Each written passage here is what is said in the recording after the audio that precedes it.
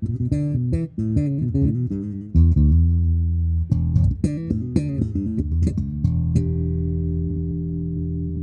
everybody, this is Charles, Summer NAMM 2014 in Nashville, Tennessee.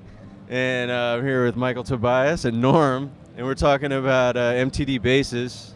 And Michael, what is this? This is the NAMM Stockton signature model Saratoga that we have spent a year or so developing. And it is actually, not because we built it, a pretty cool bass. Yeah. It's a 35-inch scale, 21 fret, sort of jazz bass that is designed to combine the two things that NAMM does so that he only has to carry one bass.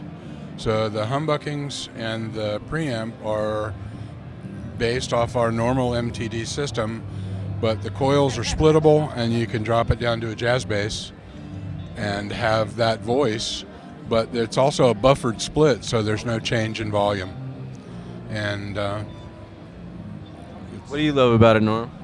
You know, exactly what Michael was saying. I was looking for a bass that could cover the rock stuff and have a good fingerstyle rock tone. I'll demonstrate some of this in a second, but also cover the ground that the MTD 535 does, which is much more of a, it's a very aggressive, huge sounding instrument. I use it a lot for the fusion stuff. And then the other sort of bonus was that it also gets that Jocko bridge sound. So it gets those three definite sounds and a whole myriad of other sounds. And I only have to bring one instrument on the road. So, well, you want to run through some pickup permutations and then jump in if you want to explain what you're doing. Absolutely. Yeah. Let me just. So this is sort of your modern slap tone.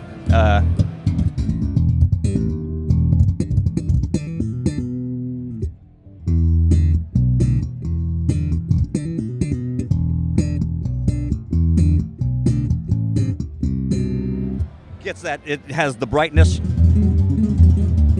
but then there's also, so you can also do the rock thing,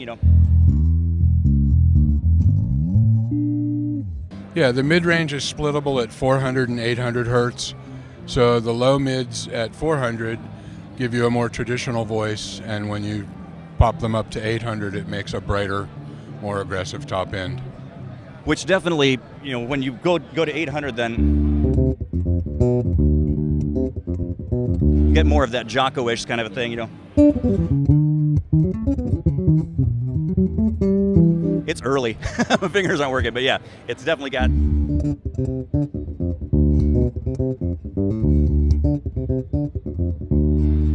But then, minor knob tweak. Oh, by the way, you can go, if you want the single coil, sort of more of a Fender Marcus-ish kind of a slap tone, Let me make sure I've got this centered.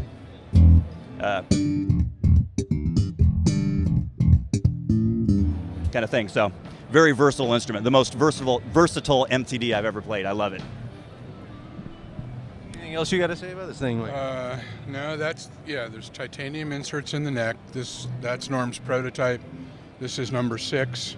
It incorporates NAMM's slap ramp, which is actually removable, and there's a truss rod cover if you have fat fingers, unlike NAMM. And stainless steel hip shot bridge. And that's pretty much it.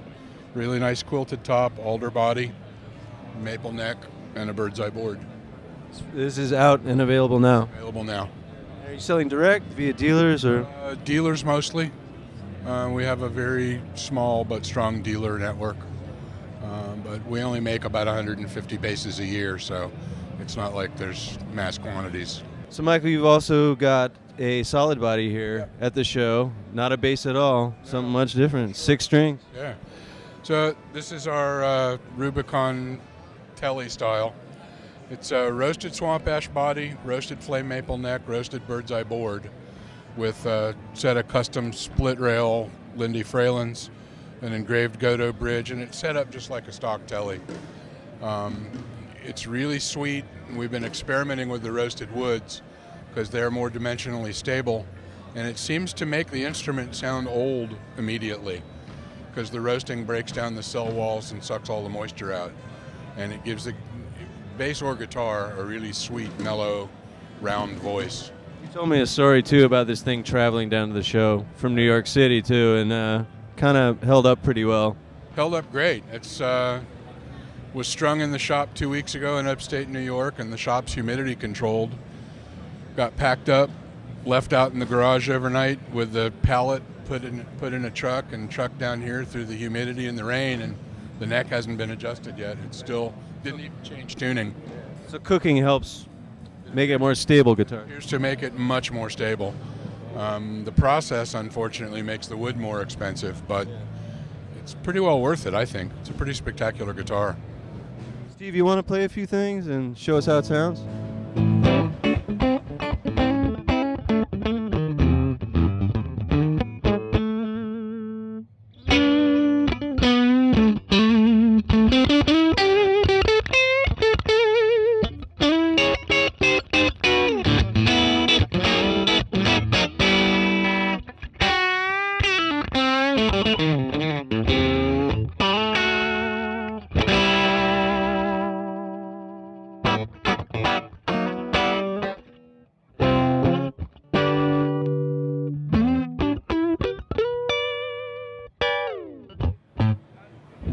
Thanks, Steve. So this is available now. Yes, it's available now as well. Building in limited quantities? Yeah, we make, I don't know, 2 or 3 a year normally. And since I'm a guitar player, not a bass player, I have to do it once in a while to remind myself. And but we do build these to order. So these are built to order, so people should contact you directly through the website or phone you up. All right, cool. Now we're also hearing this through this THC amp, and Glenn, you're going to tell us a little bit about the amplifier we're hearing here. Hey, Charles. I'm Glenn Kawamoto with Tech Amp USA and THC. THC stands for Totally Handcrafted and other things. This particular one that Steven's playing through is called a Sunset 112 combo. It's 38 watts RMS. It's capable of being Class AB or Class A. Selectable penode triode operation as well, and also full power, half power. This one's equipped with 112. The thing about the THC amplifiers, they're built in Germany, along with our Tech amps, and players love them. You can go from clean to absolutely overdriven, and even when you're overdriving, it still responds to your dynamics. It doesn't just saturate to the point where, if you want that, you'll have to get a pedal. But the amp itself will do a nice overdrive, as you've heard, and good response that we're getting to this. These are available in the U.S. as well now. So, through the Tech Amp website or the THC website? Our Tech Amp website is about to come up, and you can contact us through that. We're working on the THC as well, but for now, you can go through thc.de or Deutschland.